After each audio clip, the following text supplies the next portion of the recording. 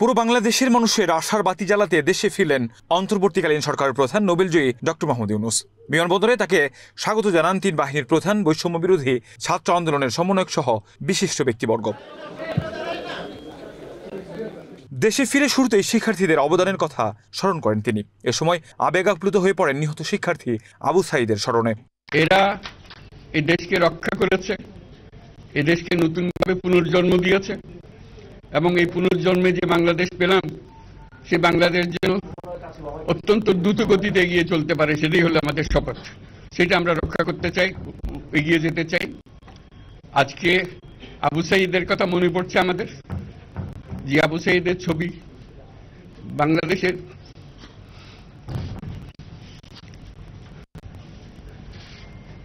প্রতিটি মানুষের মনে গেঁথে আছে। এটা কেউ বলতে পারবে না। কি অবিশ্বাস্য একটা সাহসী যুবক,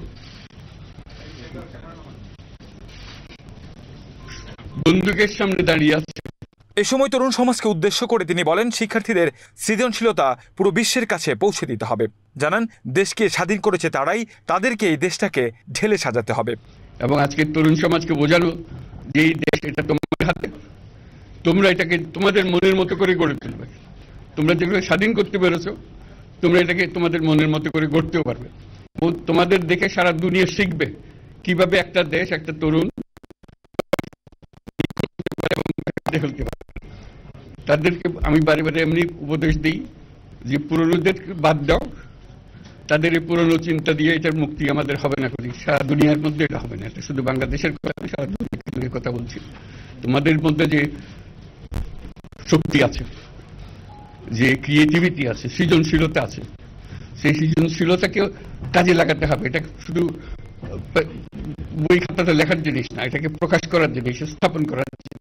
এ সময় সরকার কেমন হবে এর একটি স্পষ্ট ধারণা দিলেন তিনি। সরকার জনগণকে রক্ষা করবে, এই আস্থা ফিরিয়ে আনতে তিনি কাজ করবেন বলে জানান। মানুষ মনে করে সরকার একটা দমন পীড়নের একটা যন্ত্র, যেখানে পায় যেখানে সুযোগ পায় তার একটা কষ্ট দেওয়া, তার থেকে নিংড়ে দেওয়া, যে সকল স্তরে। এটা হলো তার থেকে কেমন ভাবে সামাল দিতে হবে, এটা ভয়ের একটা জিনিস, তাকে সামাল দিয়ে। এটা সরকার হতে পারে না। সরকারকে দেখে মানুষের বুক ফুলে উঠবে যে আমাকে সাহায্য করবে, আমাকে রক্ষা করবে, আমার সরকার দাঁড়াবে। সরকার তার জন্য দাঁড়ায় না কোনো সময়। যে সরকার হবে, সেই সরকার মানুষকে রক্ষা করবে, মানুষের আস্থাভাজন হবে। কেউ জোর করে তাকে বলার আর ভালো আছে এটা না। সে নিজে নিজে বিশ্বাস করবে, সরকারি লোক দেখলে বলছে আমার লোক। চলমান আইন শৃঙ্খলা বাহিনীর অবনতি, বিশৃঙ্খলা নিয়ে তিনি বলেন, দ্রুতই সবাইকে নিয়ে এ সমাধান করা হবে। আইন শৃঙ্খলার ব্যাঘাত হচ্ছে, মানুষকে আক্রমণ করছে, ঘর বাড়ি জ্বালিয়ে দিচ্ছে, সম্পদ জ্বালিয়ে নষ্ট করছে, অফিস আদালতে আক্রমণ করছে, সংখ্যালঘুদের উপর আক্রমণ করছে, হিন্দু, বৌদ্ধ, খ্রিস্টান, আহমদিয়া সবার উপর আক্রমণ করছে। এগুলো হলো ষড়যন্ত্রের অংশ। এগুলো আমাদের বিষয় না। আমাদের কাজ হলো এটাকে রক্ষা করা, সবাইকে রক্ষা করা। এটাকে প্রতিটি মানুষ আমাদের ভাই। সম্ভাবনাময়ী এই দেশকে নষ্ট করা হয়েছে উল্লেখ করে তিনি বলেন, তরুণ সমাজকে নিয়ে সুন্দর বাংলাদেশ নির্মাণ করা হবে।